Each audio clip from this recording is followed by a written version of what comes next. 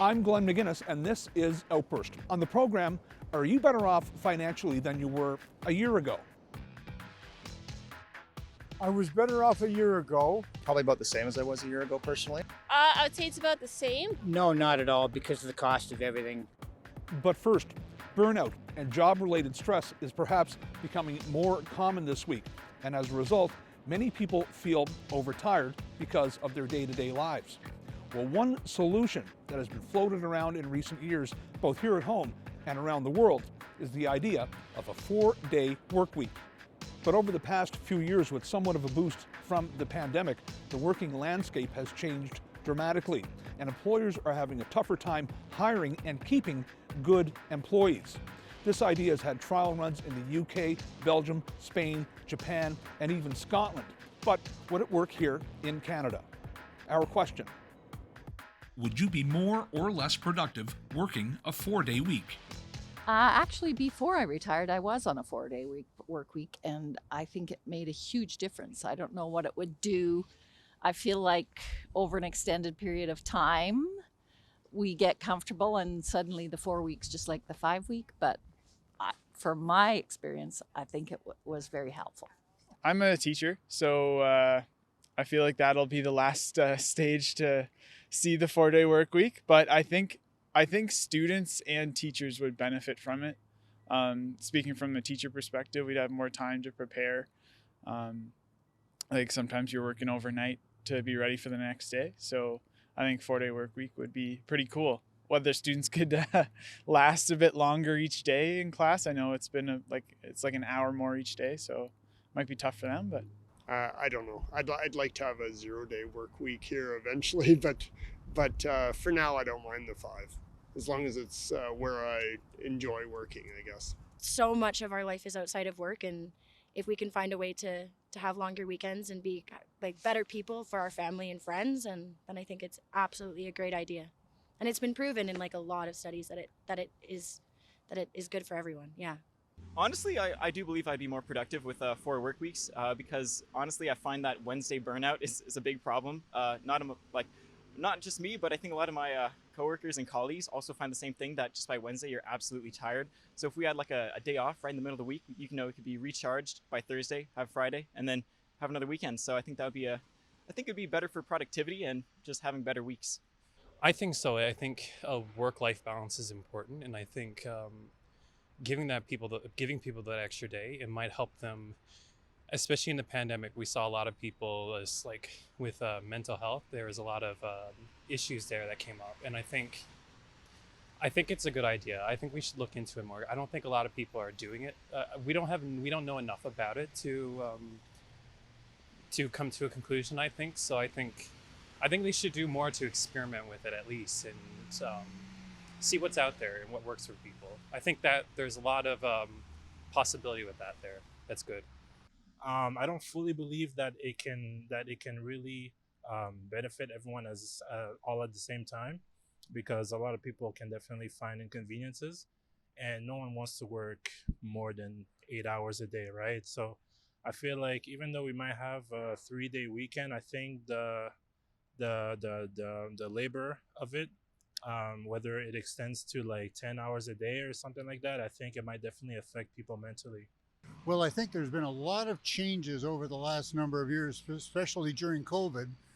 Back in the day, maybe when I was working, maybe through the 60s through to the 2000s, we couldn't do work from home the way that we can today. Technology has allowed us to do so much more.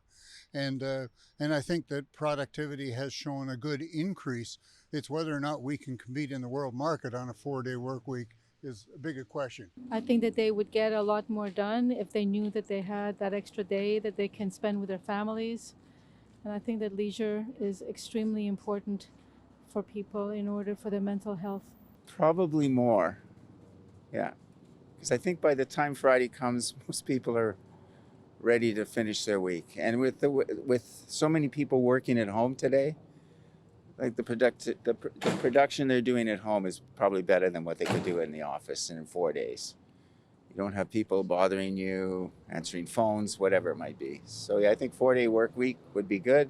but I think it would be more beneficial to everybody if we had a higher percentage at home than in offices.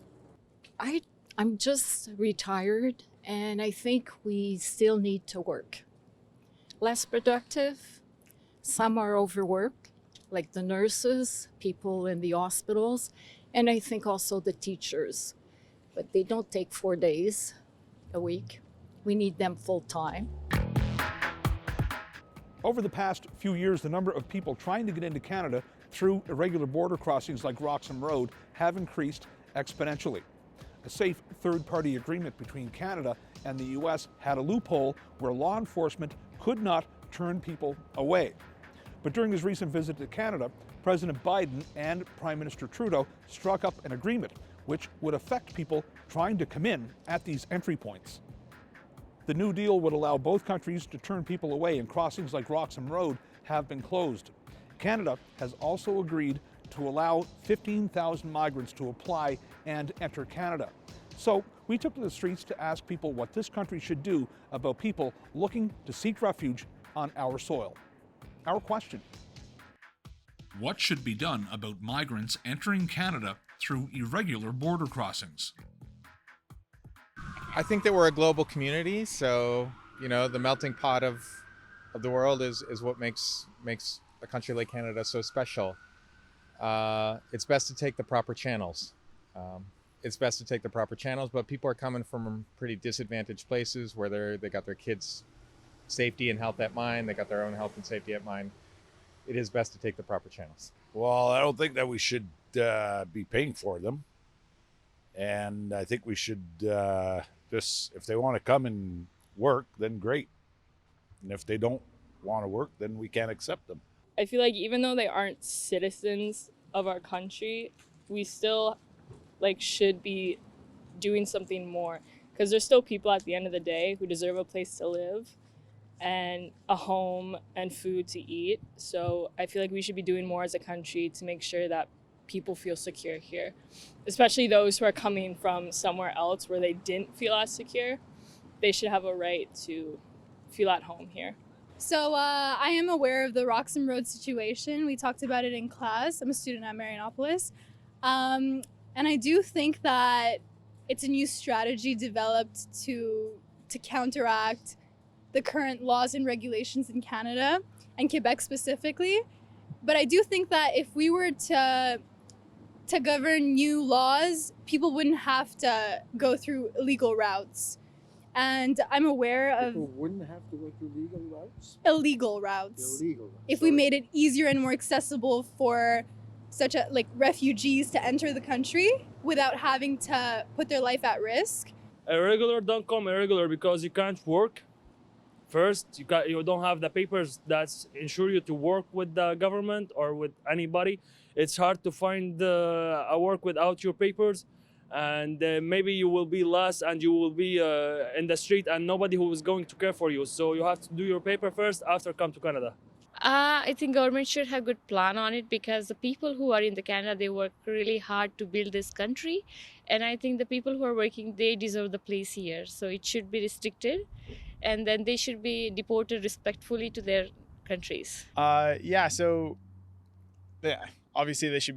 I think they should be coming in through legal means, like what our government outlines. I know the process is pretty tough for migrants to legally come into Canada, which I think that should be the case. I think we should be only admitting people that can contribute to our society. That's actually not an overly big concern for me, and maybe that's because we're a little removed from the border. I guess if you ask somebody in Manitoba or Ontario, you might be getting a different answer. I think there has to be a certain amount of border security, but I think some of the people that are trying to get across and dying doing so is absolutely shouldn't happen. So there's a process for it. My parents went through it. Every other immigrant has gone through it. There's a line, right? The idea that you're just going to allow people to just walk across the border, they need to do something about it before it gets out of hand. I feel that honestly has to stop. I don't mind immigration legal immigration. I'm all for legal immigration. Illegal immigration, no, that's something's got to be controlled way better there for sure. Honestly, I don't like it. It puts a toll on a lot of our stuff, healthcare, like just everything for us. So no, I think a lot needs to be done. I have a strong sense that we need to step up the border patrols in those situations. I understand those people are in difficult situations. However, there are a lot of other players in play that take advantage of these people and send them to these places, and including some U.S. government officials. And so I believe we can do more, definitely more border patrols, more border agents to deal with the situation. And I mean, these people are coming from difficult situations, and they find themselves more in when they get here to be taken advantage of by others to make money to send them up here because they think it's easier for some reason. And then they get here and they realize it's not that easy.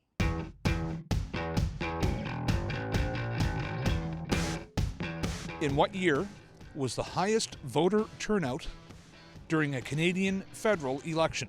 1935, 1958, or 1980? 35, 58, or 80?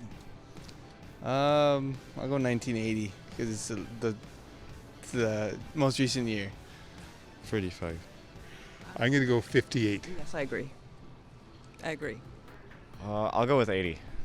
I'm going to go with 58. I'm going to go with 58. 1980. I think 80. 80. I'll take 58. 1958. The answer, 1958. Yeah. You got it right, man. It's like that, though. It's like that. The 1958 Canadian federal election continues to hold the distinction of having the highest voter turnout for a federal campaign. In total, 79.4% of Canadians came out to vote. It resulted in the Progressive Conservatives led by John Diefenbaker moving from a minority government to a huge majority, the largest landslide victory up to that time.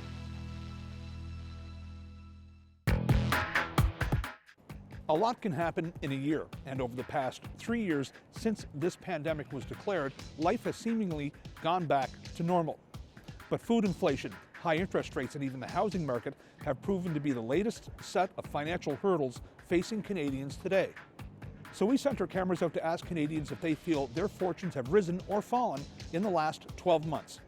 Our question: are you better off financially than you were a year ago? Yes, I am, because I've made choices to do so, but it's very challenging in the current environment to do that. Costs have gone up for everybody. Wages haven't necessarily gone up, but hopefully they will. Groceries are insane.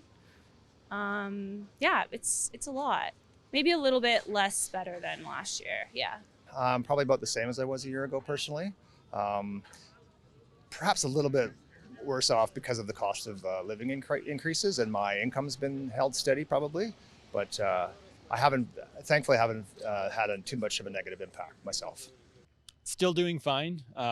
We try and meal plan a lot and really grow our own things. So we have a hydroponic setup, we have gardens in the summer. So we're trying not to rely as much, for example, on produce, but for other things it's noticeable. It's not terrible yet. Definitely like seeing prices increase too. I've been lucky because I live with my aunt and uncle, and they haven't so I haven't seen rent increase or things like that. But yeah, in terms of food prices and that sort of thing. I'd say the same myself. Okay. Inflation hasn't. Of course it's taken its toll, no doubt about it.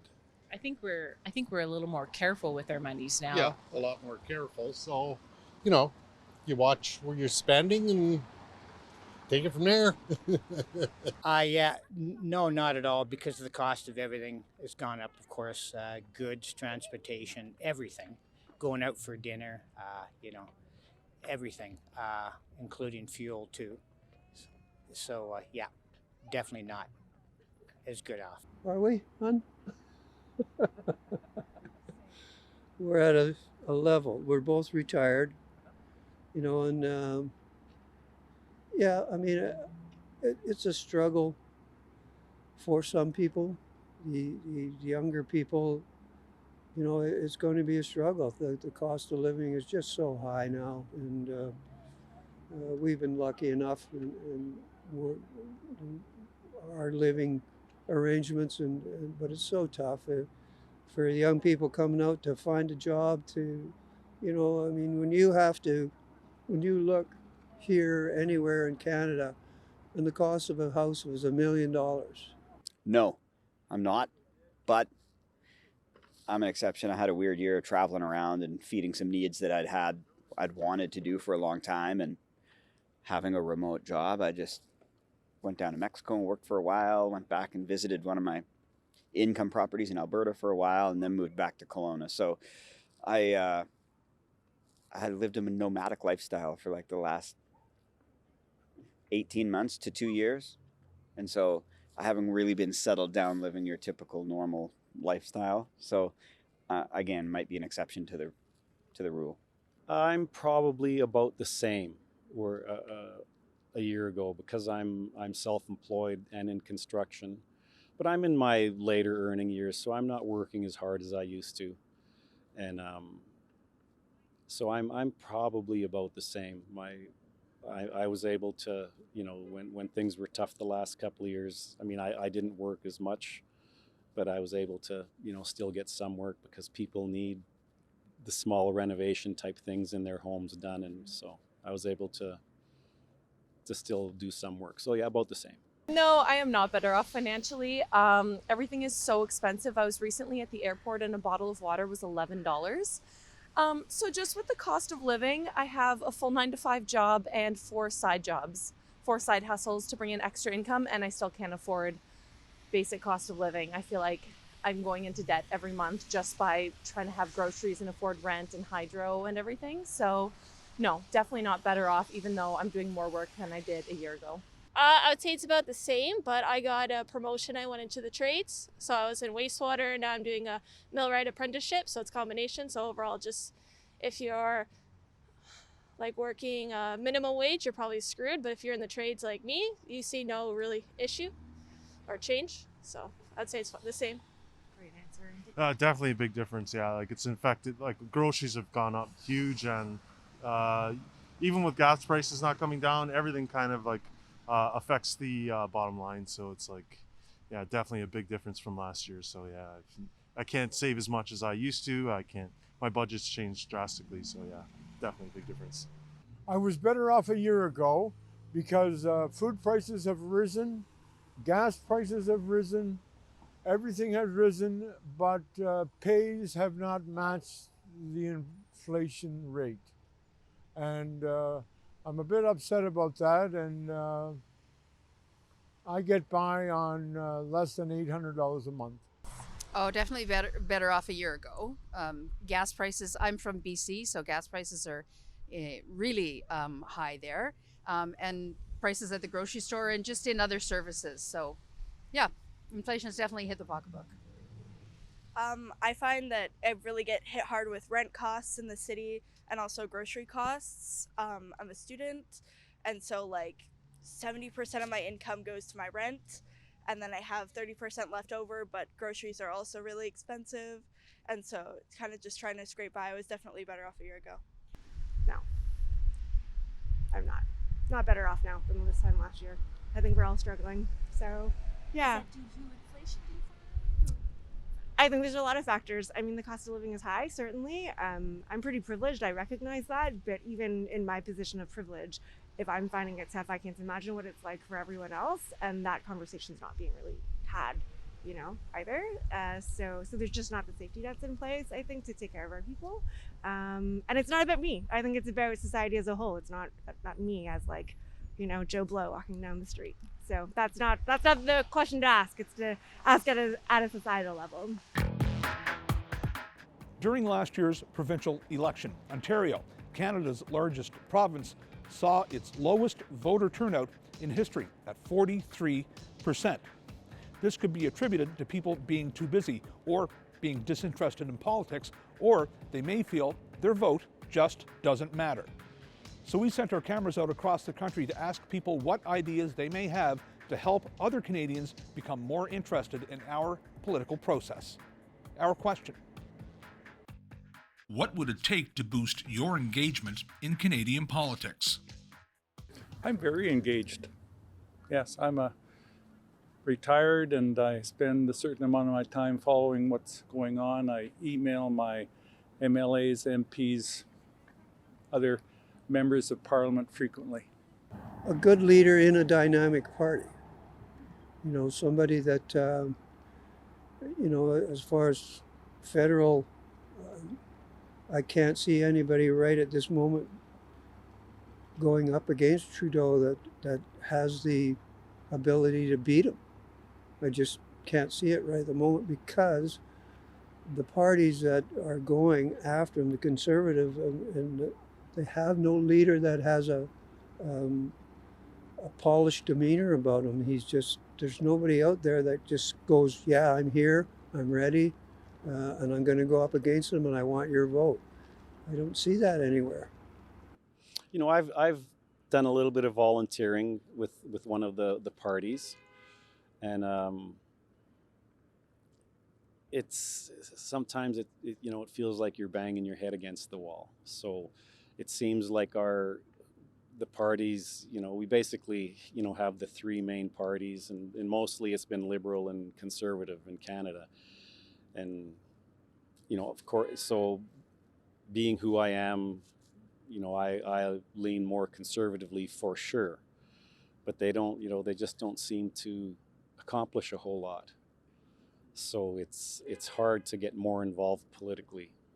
Well, I'm already engaged, but we could have far more if we had greater openness on politics. I mean, if we had less control over Parliament from the Prime Minister's office, more independent MPs, where you feel you can actually make a difference, that they can say things that represent the interests of the constituents or the things that they really care about. If there are more free votes, I think just getting more engagement and having people better recognize just how important it is to have a democracy, rule of law, and have governments pay much more attention to it. And we're seeing that now with what people in Ukraine are willing to do to maintain their freedom, and how many of those freedoms we've been willing to sacrifice here by giving way to things that aren't paying as much attention to rule of law and the various underpinnings for a functioning democracy.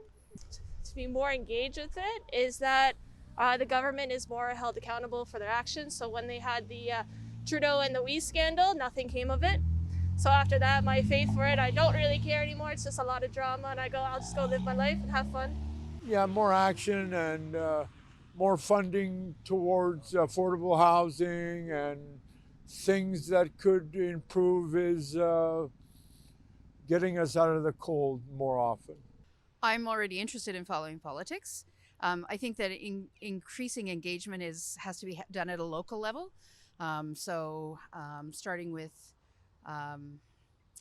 more activities which are geared at gathering people in to talk about local issues as it affects the more national agenda. And then I feel like in terms of like young people just getting stuff on campus and making it really easy to do stuff like vote, because like we're busy people, like we have stuff to do, and so voting sometimes falls to the bottom of my agenda if I have like exams going on or something like that. And also just, having education in schools and stuff like that to really engage young people. I think things happening on a more local level where things are directly impacting your community, how you can have solutions in your community in your more regional center rather than big sweeping things countrywide or province-wide. I don't know if I've ever been super into Canadian politics before, but I don't know, when I guess I get to have an opinion in things, that makes me more involved or want to get involved in things, so yeah. I don't know, sometimes I find they're a bit complicated, so if they're a little more simpler, I think I'd be a lot more involved. I think I'm already fairly engaged just in terms of sort of following and making some comments and being a little bit involved. But to boost that, I don't know what it would take. Maybe a little bit more less politicking and less partisanship, maybe. I think it's unfortunate right now, the level to which there's games being played on the different sides.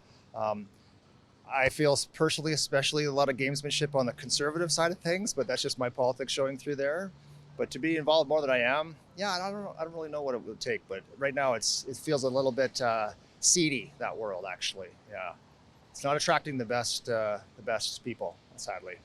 Cutting the amount of, I guess, actually politicking that's going on and showboating with all of that. I used to be quite engaged with them, but with a lot of the extremism that's, I guess, trickling up from the States, it's been less enjoyable to watch as people get more into arguing matches instead of actual good debate. So I think going back to discussing the real issues instead of showboating and making a big deal out of nothing would definitely draw me back towards it.